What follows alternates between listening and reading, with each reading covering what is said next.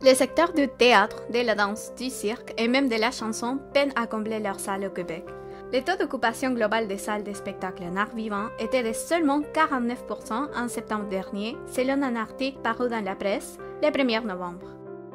Plusieurs raisons expliquent la diminution de fréquentation des spectacles d'art vivant au Québec.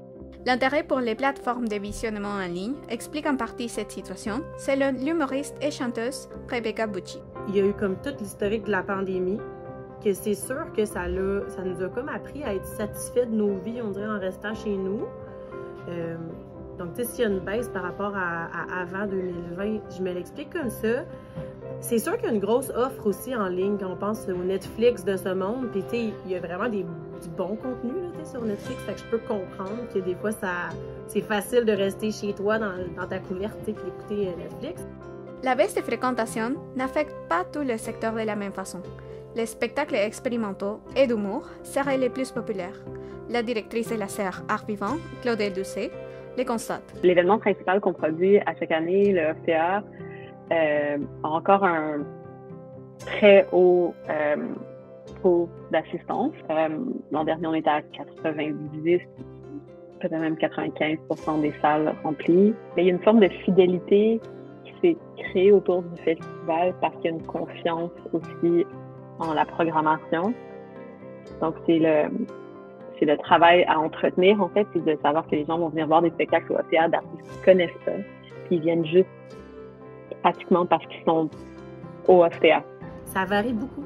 Autant qu'il y a des fois, c'est comme « Ah wow, c'est plein! » Cette année, j'étais allée dans une soirée d'humour à Verdun, c'était plein, puis on dit que c'est tout le temps plein comme ça. Je sais que le bar, en tant que tel, il est très, très, très attractif. Il est tout le temps plein, ce bar-là. Je pense qu'ils font des bons cocktails, fait que le monde sont portés à y aller. Fait que par le fait même, le bar, il est plein pour les soirées d'humour, mais ouais, c'est ça. Puis dans d'autres shows, tu sais, je vais faire partie d'une comédie musicale cet été, puis je sais qu'il y a plein de soirées qui sont déjà sold out, fait que c'est ça. Peut-être que ça va se guérir, là, cette histoire-là. Les êtres humains sont des êtres sociaux. Ils sont faits pour s'entourer d'autres personnes. Les artistes peinent cependant à attirer le public vers leur spectacle pour partager un moment ensemble. Chantal Nadeau est une spectatrice assidue de ces spectacles d'art vivant. Moi, ça me garde en vie. Je sais pas si c'est une référence de la majorité des gens, par contre. Moi, je trouve que les arts, ça fait le monde, ça donne du sens à plein de trucs dans la vie qui n'ont pas de sens.